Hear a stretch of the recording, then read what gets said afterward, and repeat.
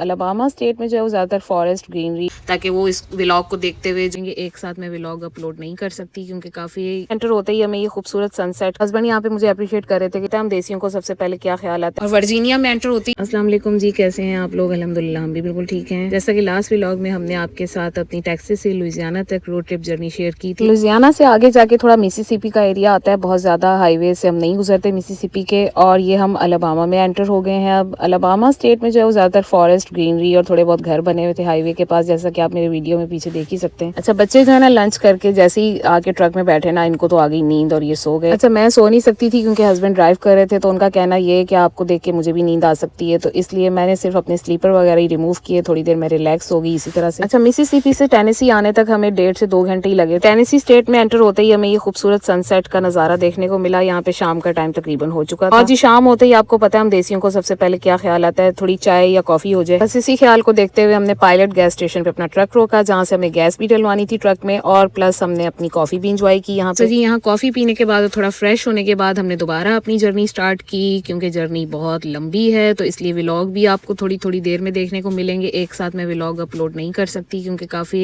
ज्यादा आवर्स की ये ड्राइव थी हमारी। अभी तक तकरीबन हम टेक्सास से टेनेसी आने तक 12 साढ़े 12 घंटे की ड्राइव कर चुके थे। रास्ते में हमने 2-3 जो है वो शॉर्ट से ब्रेक भी लिए। यहाँ पे जी गुप अंधेरा हो चुका था हाईवे पे। अच्छा, अपने आगे जाने वाली गाड़ियां तो मुझे दिख रही थी कि भाई ये जा रही है, कोई इक्का दुक्का गाड़ी हाईवे पे दिख जाती थी क्योंकि रात का टाइम बहुत ज्यादा हो चुका हुआ था, लेकिन मैं अपने साइड मिरर में पीछे भी देखती आ रही थी कि पीछे भी कोई गाड़ी आ रही है कि नहीं आ रही, हम अकेली हाईवे पे चले जा रहे हैं। ये बर्गर किंग पहुंचे हैं हम। यहाँ मेरा छोटा बेटा मुझे कह रहा है कि गाड़ी में जब मैं सोता हूँ ना तो गाड़ी चलने की वजह से मेरा जो हेड है वो शेक कर रहा है, तो मुझे होटल में जाके सोना है। बर्गर किंग से फिश बर्गर जो है वो ऑर्डर करने के लिए जा रहे थे ताकि हम कुछ खा सकें। यहाँ पे बर्गर वगैरह खाने के बाद हम पहुंचे बकीज गैस स्टेशन। यहाँ बच्चों ने रेस्ट रूम वगैरह यूज किया, थोड़ा फ्रेश हुए। अच्छा, बकीज और लव्स गैस स्टेशन के जो कन्वीनियंस स्टोर्स हैं और जो इनके रेस्ट रूम है वो बहुत साफ सुथरे और बड़े जबरदस्त बने होते हैं। पर्सनली हम लोग प्रेफर करते हैं कि हम यहीं से गैस डलवाएं और यहीं पर थोड़ा स्टे कर लें। तो यहाँ पे हम कोई होटल देख रहे थे हम कि यहाँ रूम मिल जाए हमें, तो हम 3 से 4 घंटे के लिए वहाँ रेस्ट कर लें और दोबारा सुबह होते ही अपनी जो है ना जर्नी स्टार्ट कर लेंगे। लेकिन भाई जब हम होटल में पता करने गए तो पता चला कि वो तो फुल डे का 24 आवर्स के हिसाब से चार्ज करेंगे हमें, जो कि बहुत ज्यादा अमाउंट बन रहा था। हस्बैंड ने तो बोला कि बच्चे थोड़ा तंग हो रहे हैं, वो चाह रहे हैं कि होटल में स्टे करें, तो हम कर लेते हैं, लेकिन मैंने मना कर दिया। मैंने कहा यही पैसे हमारे कहीं सफर में और आगे अच्छे तरीके से इस्तेमाल हो सकते हैं, 3-4 घंटे के लिए हम इतना ज्यादा अमाउंट क्यों भरें। यहाँ गैस स्टेशन में ही ट्रैवल स्टॉप्स बने हुए होते हैं, बहुत सारे ट्रक भी खड़े होते हैं, गाड़ियां भी लोग लगा कर अपना सो रहे होते हैं, तो हम भी इसी तरह से 3-4 घंटे के लिए सो गए ट्रक में, पता भी नहीं चला। तकरीबन 3-4 घंटे आराम करने के बाद ये सुबह होते ही हम वहां से निकल पड़े थे गैस स्टेशन से, और ये अपना अगला सफर हमने जो है स्टार्ट कर लिया था। ये आप देख रहे हैं साइड में भी ट्रक खड़े हुए,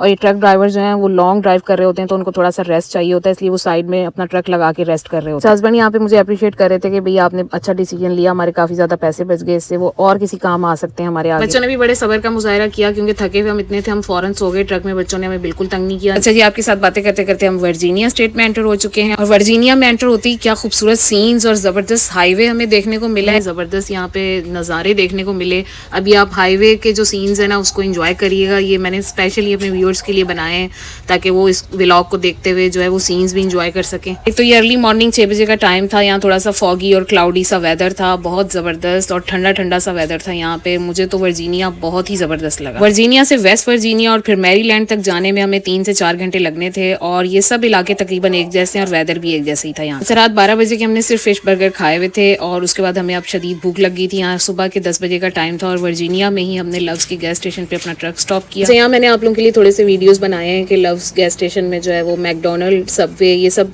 साथ साथ बने होते हैं, तो मैं थोड़ा सा आपको कन्वीनियंस स्टोर जो है वो दिखा रही हूँ। ये सबवे मैकडोनल्ड है, और मतलब ये सबवे है, और इससे आगे जो सिटिंग एरिया बना हुआ है ना वो मैकडोनल्ड्स का है यहाँ पे, और यहीं पे ज्यादातर हम लोग ना रुक कर जो भी खाना वगैरह हमने खाना होता है वो खाते हैं। ये है लव्स गैस स्टेशन का स्टोर, और इसके साथ ही मैकडोनल्ड और सबवे भी बने हुए हैं। आप एक जगह से दूसरी जगह अंदर से ही एंटर हो सकते हैं, आपको जरूरी नहीं है आप बाहर से गेट खोल के दोबारा मैकडोनल्ड या सबवे की तरफ जाएं। अच्छा, बच्चों के लिए मैं सीरियल और मिल्क बॉटल्स जो है वो घर से ही लाई थी। मिल्क बॉटल्स मैंने कूलर में रख दी हुई थी आइस में, और ये थोड़ा केक जो मैंने मैंगो केक घर पे ही बनाया था एक दिन पहले वो लेकर आई थी। घर में हमसे थोड़ा बहुत ही खाया गया था, बाकी जो है मैंने फ्रीज कर दिया था कूलर के अंदर आइस डाल के, तो ये काफी देर तक फ्रेश रहा। हमने सुबह ब्रेकफास्ट में यही खाया था मैंने और हस्बैंड। कॉफी के साथ इस केक का बहुत मजा आया, सुबह हमने बहुत इंजॉय किया। इसके बाद बच्चों ने सीरियल खाने के बाद जी मैकडोनल्ड से कुछ और भी फरमाइश की, जो कि हम सिर्फ यहाँ से फ्राइज ही ले सकते थे, या फिश बर्गर सुबह में मिल नहीं सकता था, तो हमने इनके लिए फ्राइज ले लिया। हमने कूलर में थोड़ी सी आइस रिफिल की। अच्छा, वर्जीनिया से जो वेस्ट वर्जीनिया तक हमने ड्राइव किया ना उसमें पूरे रास्ते तेज बारिश होती रही है।